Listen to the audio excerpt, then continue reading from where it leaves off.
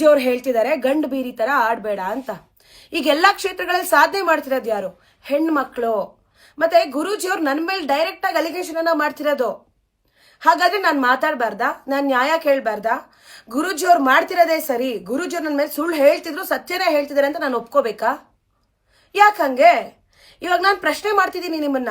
ಮೊದ್ಲು ನಾನು ನಿಮ್ಗೆ ಹೇಳಿದ್ದೆ, ನೀವು ಗಂಡಸೆ ಆಗಿದ್ರೆ ಪ್ರೂವ್ ಮಾಡಿ ಗುರೂಜಿ ಅಂತ. ಅದಕ್ಕೂ ಕೂಡ ಎಷ್ಟು ಜನ ನನ್ನಂತ ಗಂಡಸರನ್ನ ಹಾಳು ಮಾಡ್ದೆ ನೀನು ಅಂತ ಕೇಳ್ತಿದ್ದೀರಾ. ಗಂಡಸನ್ನ ಗಂಡಸು ಅಂದೆ ಇನ್ನೇನಂತ ಹೇಳ್ತಾರೆ?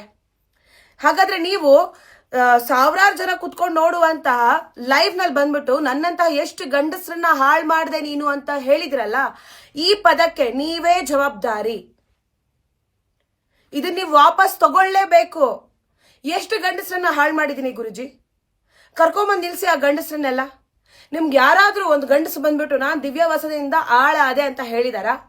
ಆ ಹಾಳಾಗಿರೋ ಒಬ್ಬ ಗಂಡಸನ್ನ ಕರ್ಕೊಂಬಂದ್ ನಿಲ್ಸಿ ಸಾಕು. ಕರ್ಕೊಂಬಂದ್ ನಿಲ್ಸಕ್ಕಾಗತ್ತಾ ನಿಮ್ ಕೈಲಿ? ಹಾಗಾದ್ರೆ ಯಾಕೆ ಈ ತರ ಸ್ಟೇಟ್ಮೆಂಟ್ಸ್ ಗಳನ್ನೆಲ್ಲ ಕೊಡ್ತೀರಾ? ನಾನ್ ಎಷ್ಟು ರೆಸ್ಪೆಕ್ಟ್ ಕೊಟ್ಟು ಮಾತಾಡ್ತಿದ್ದೀನಿ ನಿಮ್ಗೆ.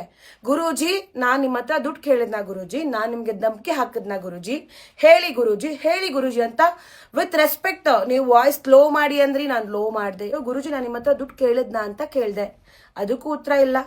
ಆಂಕರ್ ಅವ್ರು ಕೇಳ್ತಿದ್ದಾರೆ, ಅದಕ್ಕೆ ನೀವೇನ್ ಹೇಳ್ತೀರಾ? ಆ ಪಾಯಿಂಟ್ ಇರ್ಲಿ ಬಿಡಮ್ಮ ಅಂತ ಹೇಳ್ತೀರಾ. ಮತ್ ಯಾವಾಗ ಕ್ಲಿಯರ್ ಮಾಡ್ತೀರಾ? ಅದನ್ನ ಹೇಳೋದೇ ಬೇಡ, ಯಾಕಂದ್ರೆ ಅಲ್ಲಿ ಹೇಳಕ್ಕೇನಿಲ್ಲ. ಏನ್ ಹೇಳ್ತೀರಾ ನೀವು? ಆ ಪಾಯಿಂಟ್ ಇರ್ಲಿ ಬಿಡಿ ಅಂತ ಹಂಗೆ ಸಂಭಾಳಿಸ್ತೀರಾ.